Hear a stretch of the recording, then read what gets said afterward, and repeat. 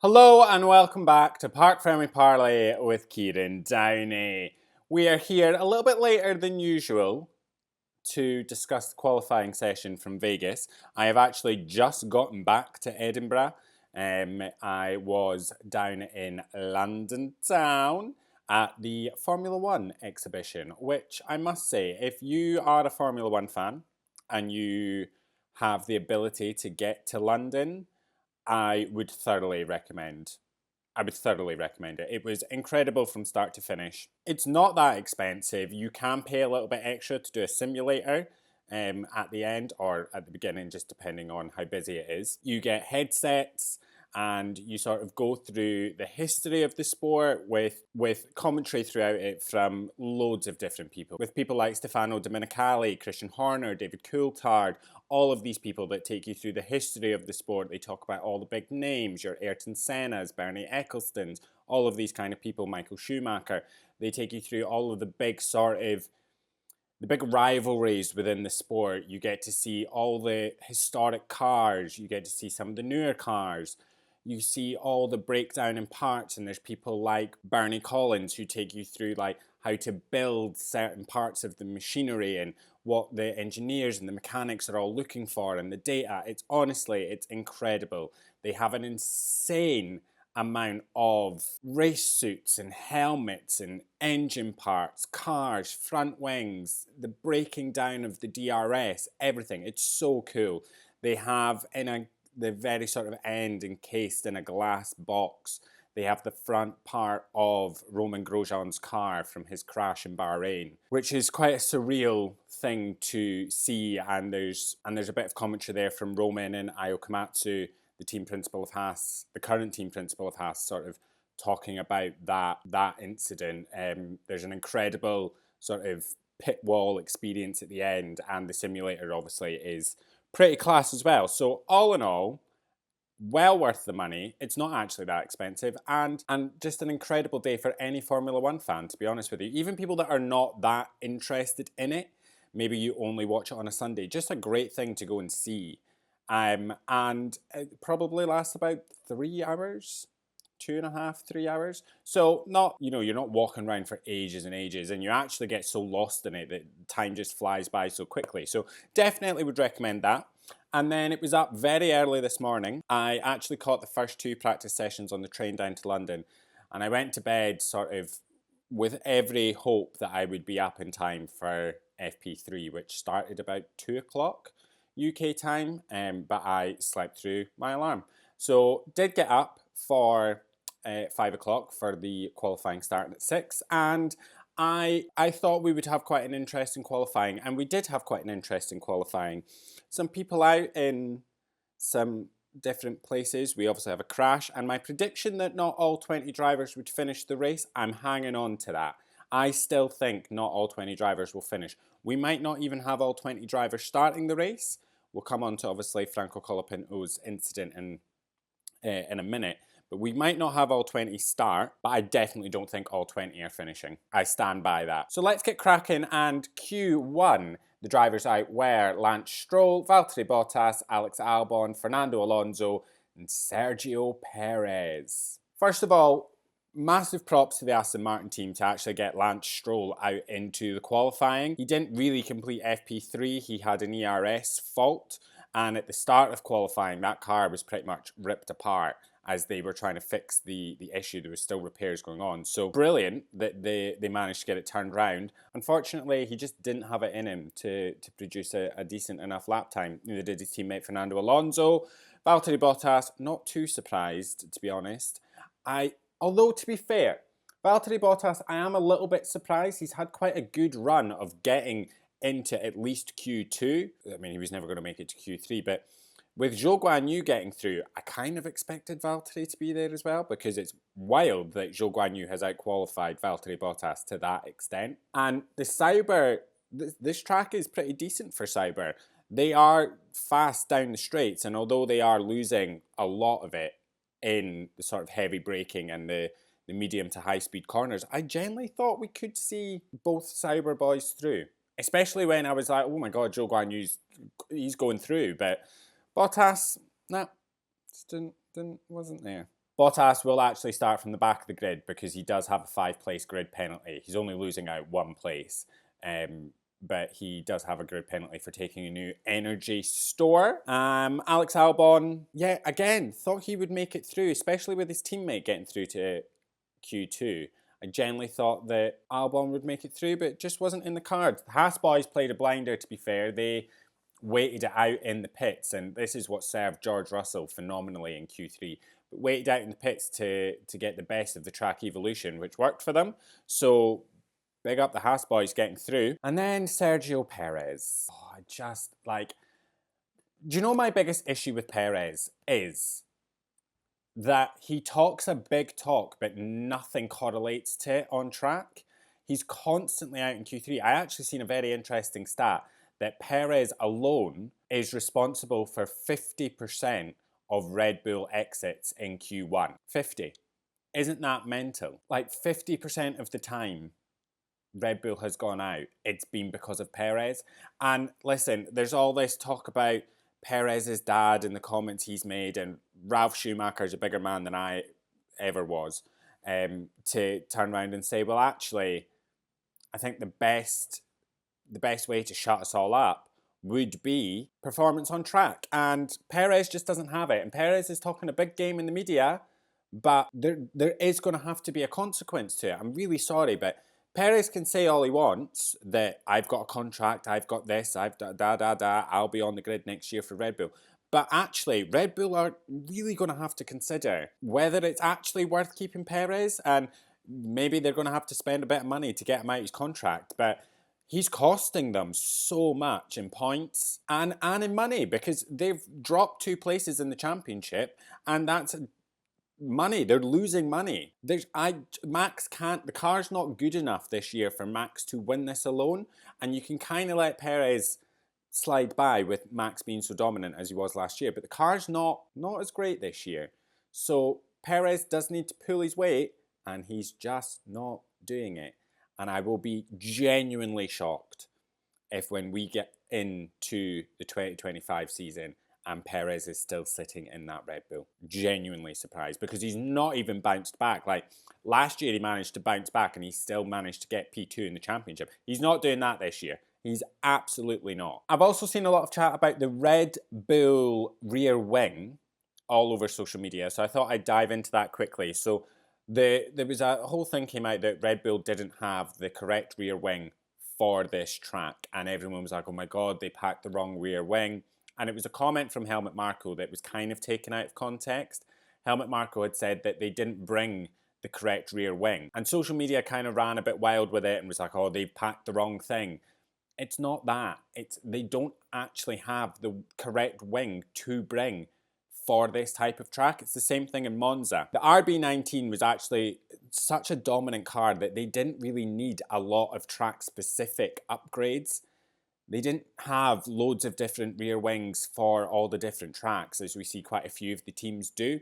And because you can only have so many parts, they've actually diverted resources into different areas. They've obviously only got so much money to work with. So the money that they would have spent maybe producing another rear wing for 2 races, I mean, Monza and Vegas are fairly similar. They just obviously didn't see the need to do it for just these 2 races out of the entire 24 that we have. So they just didn't produce the wing. They just don't have it to bring. And you can see that it is affecting the car. The performance of the car is a bit better. I mean, Max is hauling that car around. But in Monza, he actually complained. He was like, the car's not suitable for this track with its current specification, and we don't have the parts to make it track specific. And you could actually see in the back of the garages the Red Bull mechanics shaving carbon fibre off the rear wing. So if you look at it from the sort of beginning of the weekend to now, you'll see there's massive divots out of the rear wing, and it's just basically try and reduce the drag and make the rear wing a little bit smaller and reduce the drag on the car. So it is a difficult car to drive on this track. This track's a difficult track to drive. All the drivers say it's like driving on ice, but Max still managed to make it to Q3, that's all I'm saying. I also seen, and it has brought me so much joy, so all the drivers and teams did a content day for the sphere. That's why when the drivers are sort of going round, you'll see there's one of Charles Leclerc driving around and Charles like looking at him as he drives, really happy on the sphere. It's all the fun of Vegas. There's actually, when Perez got knocked out in Q1, the sphere put on a graphic of Perez giving himself a thumbs down, which is just brilliant. The fact that even the sphere is trolling Perez. I'm a very big fan of it. Very big fan. All right, moving on to Q2, and the drivers out were Liam Lawson, Franco Colapinto, Zhou Guanyu, Kevin Magnussen, and Esteban Ocon. Well bloody done to Zhou Guanyu getting through to Q2. Could Cyber get points this weekend? Listen, Vegas throws mad shit up, so I'm just saying, maybe my prediction of Cyber finishing the year with no points isn't going to be true. They might be able to nab one. Potentially. I think they might be able to get some overtaking done during the race, but I don't think they're going to be able to get much done, to be honest with you. As I said, the car loses too much at a lot of the track, and it's only really the straights that they're quick. But big up Zhou Guanyu getting into Q2. Well done, mate. Well done. Kevin Magnussen and Ocon, kind of where I expect them to be, on the sort of fringes of the top 10, even just within the top 10, but not that surprising. Liam Lawson, funny one. I do expect a bit more from him, especially with Yuki getting into Q3, but oh well. Big news was the crash that Franco Colapinto had. Williams, man, I'd hate to be a Williams mechanic. I'd actually hate to be a Williams mechanic because, see, since like Logan Sargent got punted, the highs have been quite high. Like, they've been good point scoring. And the lows have just been crashes after crashes. That's Colapinto crashed 3 times in 2 weekends, like 2 race weekends. Crashed obviously in qualifying in Brazil, crashed in the race, and crashed in qualifying here as well. He just, going into turn 15, he just was too far on the inside, clipped the inside barrier, which broke the front left wheel, and he just went straight into the barrier across the road, which is a shame. And thankfully he is okay. He did get out of the car okay. That car, James Vowles did a video afterwards, and he said the car is requiring a lot of work. Thankfully they do have spares of all of the parts on the car. The only thing that might cost them is if they have to take any of the engine parts that are maybe outside of the pool that they've been allocated. So not too sure if they are going to have to take anything like that. Could see him, if he is able to race, getting a grid place penalty or a pit lane start. It's just, I feel so bad for these mechanics, and you can see it. It's like the camera just switches to the mechanics as soon as the crash happened, and they're all just there like, oh, it's horrible. I feel so bad for them. These guys worked so hard to get both of these cars ready for Vegas, and it's just, it's heartbreaking for them. There is also, when I said that potentially we might not have all 20 drivers starting the race, we don't know if Franco Colapinto will be racing tomorrow. He was taken to the medical centre, he was released and sent back to his hotel room, and he is being reassessed tomorrow, actually, if you're on Vegas time today, but UK time tomorrow. Well, no, it would be round about now, actually. I don't know what the time difference is to Vegas. But he's being assessed again before the race to see if he is actually clear to race. So I'm not too sure. Let's just quickly check. No, nothing as of yet to say that Colapinto will or won't be racing. We'll obviously keep an eye on that. But potentially he might not be. So, yeah, I feel bad for him if he can. And, I mean, the crash, apparently it was 50G, over 50G. Vowles said, so I think that's why they're kind of giving it a bit of time to see if he will be okay, but fingers crossed he can. And James said that Vowles has said that they should be able to race the car should be fixed in time, but man, shite time at Williams right now, isn't it? And they looked like they were on the up as well, and it's just all come crashing down. All right, now on to Q3, and the lineup is as follows. In P10, Lewis Hamilton, Nico Hülkenberg, Oscar Piastri, Yuki Tsunoda, and Lando Norris. P5, Verstappen, Leclerc, Gasly, Sainz, and George Russell on pole. Can I just say, there was some mega laps put in right at the end of qualifying, and George Russell has played an absolute blinder. He sat in the pits and he waited for that track. the track evolution, waited for the rubber to get put down, waited for the track to come to him, came out of the pits at the final moment and put a stormer of a lap in. He was on fire. My God, that man, that pole lap was just brilliant.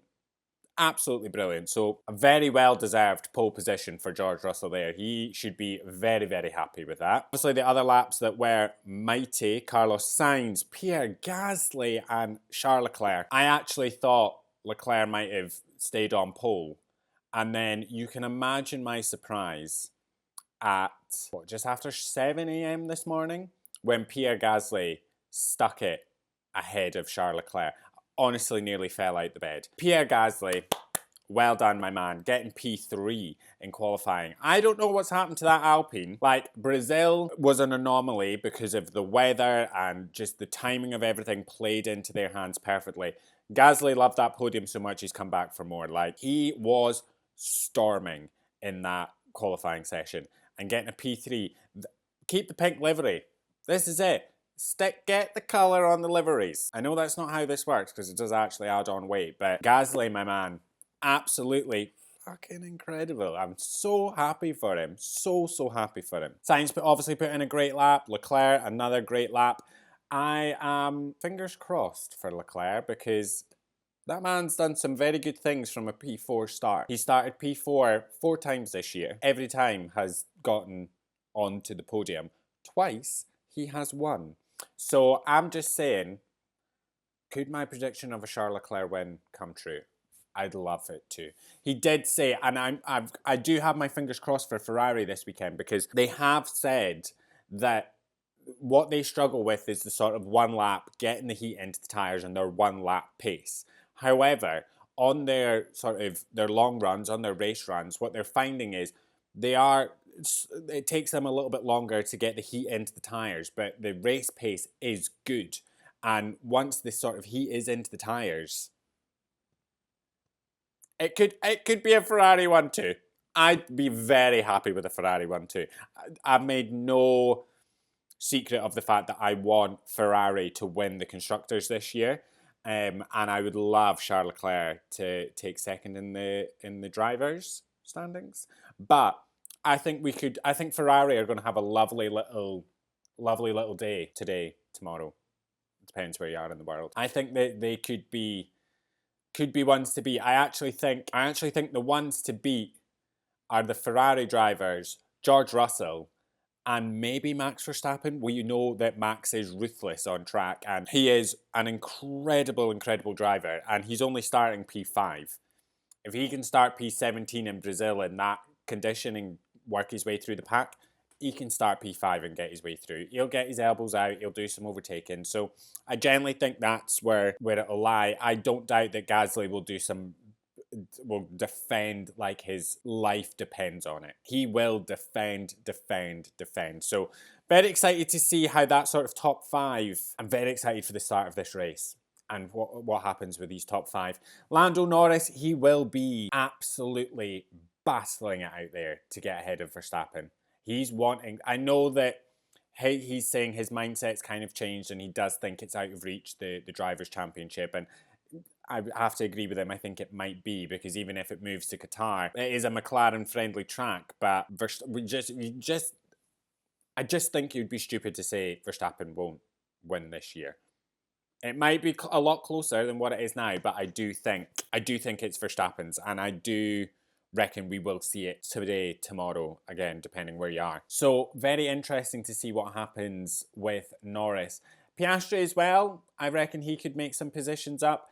The papaya rules that have been sort of installed with Piastri sort of having to give way to Norris have apparently ended now.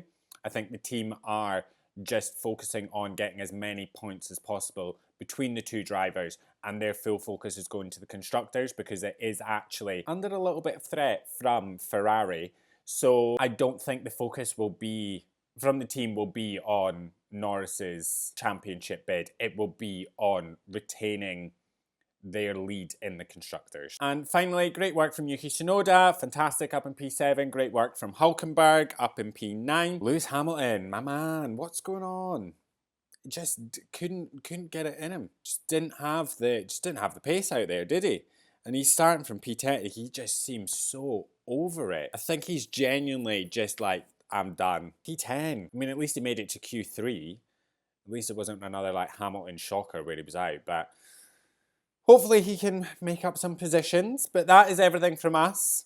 We will be back in a matter of hours for our post-Vegas GP race review. Very excited for this. I think we're in for a pretty exciting race. We will see you tomorrow after the Grand Prix. Enjoy the rest of your day. Love you. Bye.